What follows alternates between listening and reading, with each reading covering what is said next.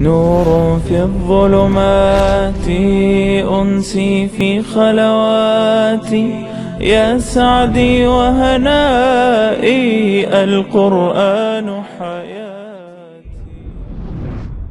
ولتكن منكم أمة يدعون إلى الخير ويأمرون بالمعروف وينهون عن المنكر، وأولئك هم المفلحون.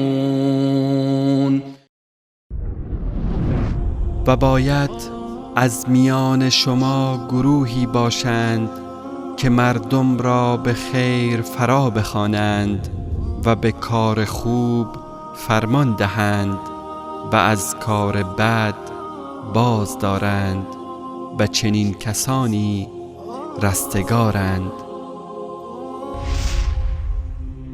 نور في الظلمات أنسي في خلواتي، يا سعدي وهنائي القرآن حياتي.